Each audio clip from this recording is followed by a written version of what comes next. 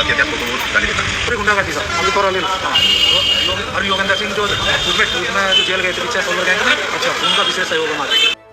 आपने छात्र की लड़ाई तो बहुत देखी होंगी, मगर शिक्षकों की नहीं। जब शिक्षा का मंदिर ही लड़ाई का अखाड़ा बन जाए तो बच्चों को क्या शिक्षा दी जाएगी, जहाँ शिक्षक को भगवान का दर्जा भी दिया जाता है।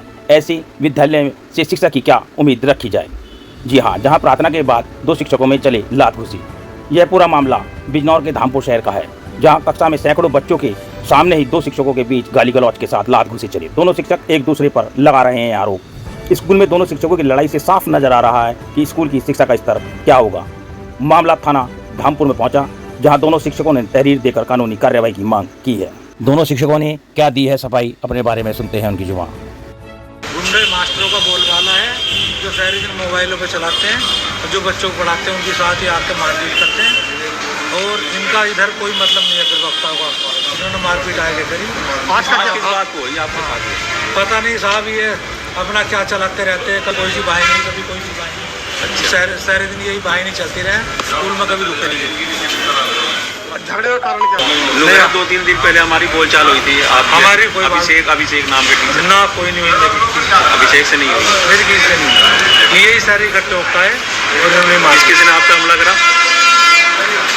अभिषेक जी, अनिल जी, अमित जी, योगेश गजेंद्र, ये तो 2 भाई है कि साथ ही गजेंद्र दिखा है। सिंह, इनका तो पूरे गुंडागर्दी साहब। अमित और अनिल, और योगेंद्र सिंह जो उसमें जो जेल गए थे पीछे सोलर गैंग में, अच्छा उनका विशेष सहयोग हमारे।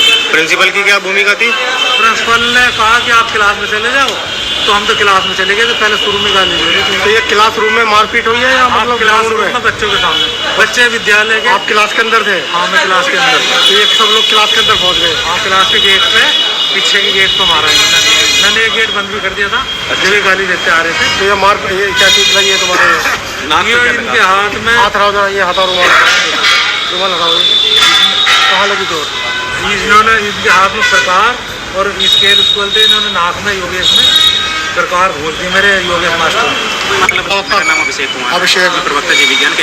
अच्छा, आप बताओ पूरी बात क्या है? तो हम चाय पी रहे थे क्लब में और वहाँ ये आए और मैं अपना ऑफिस में चला गया अपने रूम में। उसके बाद मैं अमरूद खाने के लिए लाया, इतना मैं खड़ा होगा वहीं पे पीछे तो कुर्सी पड़ी थी और ऐसे सब दिनों ने बोले, माँ बहन की गाली मुझे दी।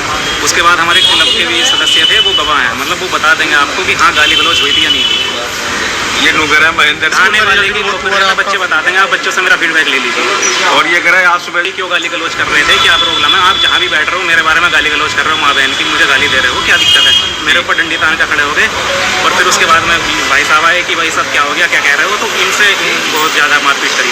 हमारे कॉलेज में एक टीचर है महेंद्र, बहुत ही न्यायिक, बदतमीज और उद्दंड स्वभाव का वो व्यक्ति है और आए दिन निरंतर अन्य साथी अध्यापकों को वो गाली देता है, कभी किसी बहाने कभी किसी बहाने। आज भी प्रेयर के बाद, प्रेयर में भी नहीं गया था, प्रेयर के बाद जैसे हम लौट रहे थे तो एक शिक्षक साथी उसने गाली दी।